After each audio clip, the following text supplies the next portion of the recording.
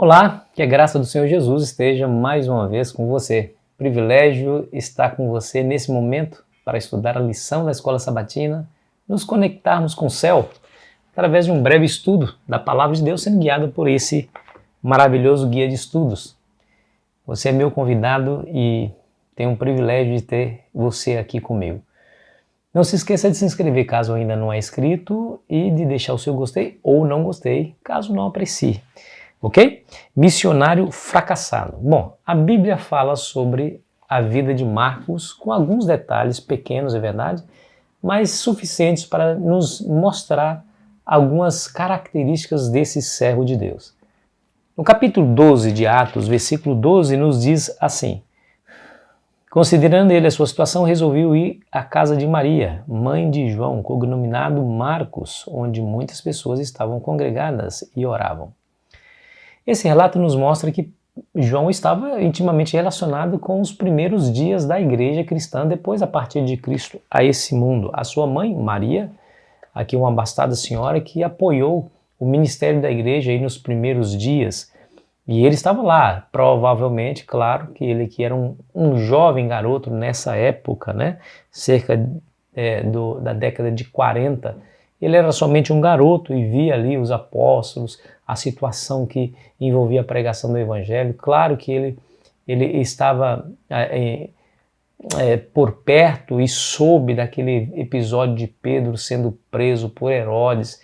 Depois a visão que ele teve de um anjo na prisão, ele saindo miraculosamente da prisão, indo até o local onde os discípulos estavam reunidos. Certamente Marcos estava ali envolvido nessa trama toda.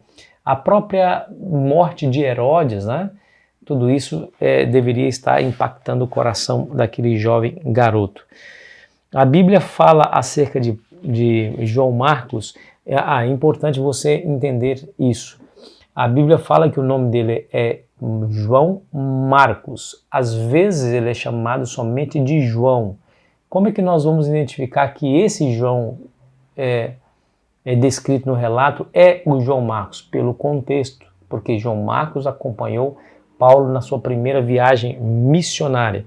Quer ver? Deixa eu ler para você Atos capítulo 13, a partir do versículo 1, que diz assim, ó: havia na igreja de Antioquia profetas e mestres: Barnabé, Simeão, por sobrenome Níger, Lúcio de Cirene, Manaém, Colasso de Herodes, o tetrarca, e Saulo.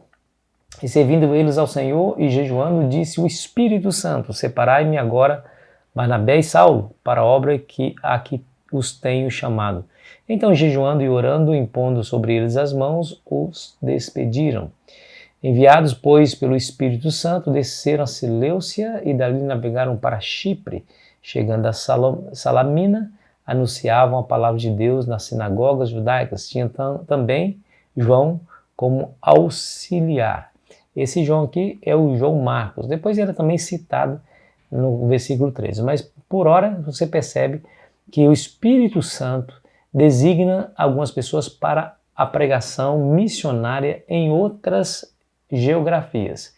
Estava lá Paulo e Saulo e junto com eles estava João Marcos. Então eles navegaram, foram para locais distantes, abandonaram, quer dizer, deixaram a sua casa, deixaram o seu convívio com a sua família para se entregar completamente à pregação do Evangelho, Só que a pregação do Evangelho traz os seus riscos naturais, né? Naquela época o cristianismo não era bem quisto. As pessoas, principalmente no meio judaico, ouvia no cristianismo ou nessa nova religião que estava surgindo uma ameaça à sua própria religião. Muitos foram perseguidos, presos. O próprio apóstolo Paulo, quantas vezes ele sofreu por parte do seu próprio povo, açoites, varadas, apedrejamento, prisão e depois morte. Por alguma razão, talvez sentindo os perigos da empreitada missionária, João Marcos, diz o verso 13, acaba abandonando o seu primeiro chamado. Veja o que está escrito aí no verso 13. E navegando de Pafos, Paulo e seus companheiros dirigiram-se a Perge da Panfilha. João, porém, apartando-se deles, voltou para Jerusalém. Aqui não está dizendo qual foi o motivo que o levou a abandonar a pregação do evangelho naquelas terras e voltar para Jerusalém. Ellen White vai dizer assim, ó: Marcos, dominado pelo temor e desânimo, hesitou por um momento em seu propósito de se consagrar de todo o coração à obra do Senhor. Pouco habituado a sacrifícios, ficou desanimado com os riscos e privações do caminho. As coisas ficaram bastante difíceis para Marcos, né? Então ele desistiu da missão. Que coisa, né? Você vê, né? A Bíblia é fascinante porque ela não esconde os defeitos dos seus heróis, né? Traz uma declaração, uma narrativa verdadeira de quem eram eles. Veja que Marcos fez grandes coisas, mas no início ele, por medo, por receio, querendo preservar a sua própria integridade física, a sua própria segurança, abandona a obra do Senhor e volta para as suas atividades comuns do dia a dia. E a lição traz aqui uma pergunta de reflexão para nós. Você se identifica com essa história por já ter desistido de alguma coisa ou mesmo falhado completamente em uma missão, especialmente em alguma questão espiritual ou relacionada com a sua caminhada cristã? O que você aprendeu com essa experiência? Quem é de nós, né?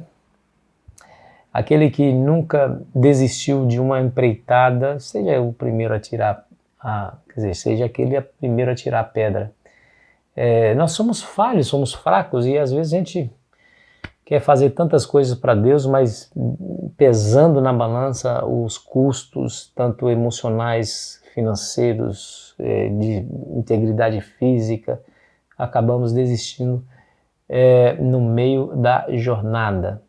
Mas a história de Marcos, como nós vamos ver um pouco mais à frente, nos mostra a misericórdia desse Deus que olha para nós e vê em nós, assim, derrama sobre nós a sua misericórdia e vê que mais cedo ou mais tarde nós podemos falhar, mas Ele estende as suas mãos, nos dando uma segunda, uma terceira, uma quarta, uma quinta chance, quantas forem precisas e necessárias, para que continuemos avançando pela fé na pregação do Evangelho.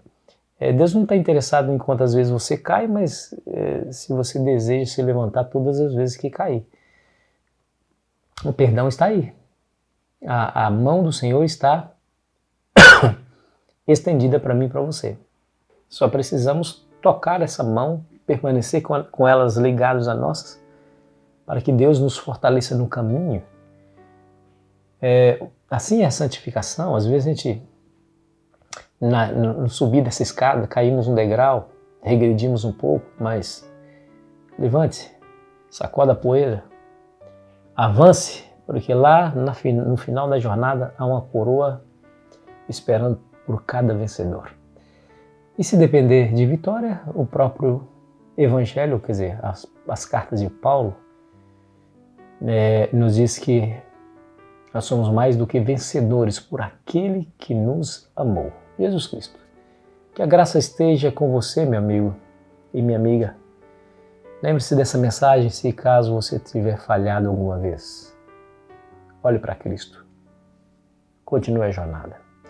Ore comigo. Pai querido que estás nos céus, em nome de Jesus pedimos a tua bênção para esse dia, que a tua graça esteja conosco. Nos ajude, Senhor, a nos concentrar em Ti, a olhar somente para Ti, não para as dificuldades dessa vida, porque quando nós olhamos, o desânimo apodera-se do nosso coração e aí a gente desiste. Senhor, se porventura houver desânimo no nosso coração, nos fortaleça, Pai, por favor, hoje e sempre, no nome sagrado de Jesus. Amém. Esteja com Cristo no seu coração, na sua família, e aproveite bem o seu dia.